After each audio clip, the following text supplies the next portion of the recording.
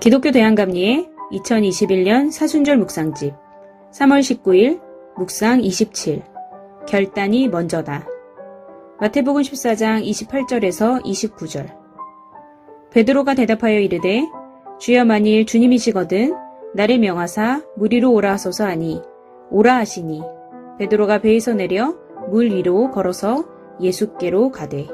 아멘. 예수님께서 빵 5개와 생선 2마리로 5,000명 이상의 무리를 배불리 먹이십니다. 이 엄청난 기적에 한껏 들뜬 사람들이 예수님을 왕으로 세우려고 합니다. 그러나 이것이 하나님의 뜻이 아님을 아시는 예수님은 제자들을 먼저 배에 태워 호수 건너편으로 가게 하십니다. 그리고 자신은 남아서 무리를 급히 돌려보낸 뒤에 기도하러 산에 올라가십니다.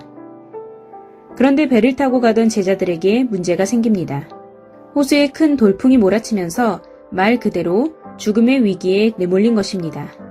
예수님도 함께 계시지 않는 상황에서 이런 큰 일을 당하자 제자들은 어찌할 바를 모릅니다. 어떻게든 살아보려고 몇 시간을 필사적으로 버티고 있을 뿐입니다. 그 시각 예수님은 기도하시던 중에 제자들이 호수에서 사투를 벌이고 있는 것을 아십니다. 그래서 서둘러 제자들에게 가시는데 이때 선택하신 방법이 바로 물 위로 걸어가는 것이었습니다. 그렇게 제자들에게 가신 예수님은 그들을 보자마자 외치십니다. 안심하라. 나 예수니 두려워 말라. 그러나 안타깝게도 제자들은 예수님의 목소리를 들었지만 용기가 나지 않습니다. 자기 앞에 놓인 풍랑이 두렵기 때문입니다. 그런데 베드로만은 다릅니다. 어둠 속에서 들려오는 소리가 예수님의 목소리임을 확신하고는 예수님께 물 위를 걸어 예수님께 가도 되냐고 묻습니다. 예수님의 허락을 받은 베드로는 바람이 불고 파도가 일렁이는 물 위로 조심스럽게 발을 내디딥니다. 예수님을 향해 한 걸음 또 한 걸음 베드로는 정말 물 위를 걷고 있습니다. 여기서 우리가 주목할 것이 있습니다.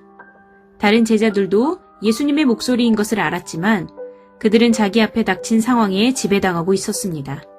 그러나 베드로는 똑같이 두려운 상황이 있었지만 예수님만 바라보기로 결단했습니다. 그랬더니 그는 기적의 주인공이 되었습니다. 우리는 종종 주님께서 어려운 상황을 먼저 해결해 주시면 믿음의 길을 걷겠다고 말합니다. 그러나 예수님은 우리에게 당부하십니다. 먼저 나를 믿고 결단하여라. 그러면 불가능한 상황에서도 기적을 주리라. 진정한 그리스도인은 문제 해결보다 믿음의 결단이 먼저인 사람입니다. 기도합니다. 현실에 잡혀 있고 상황에 두려움에 붙들려 있는 저희의 삶을 돌이키게 하옵소서. 예수님만 바라보며 물 위를 걸었던 베드로처럼 저희도 하나님만 바라보고 한 걸음 한 걸음 걷는 기적의 주인공이 되게 하옵소서. 예수님의 이름으로 기도합니다. 아멘.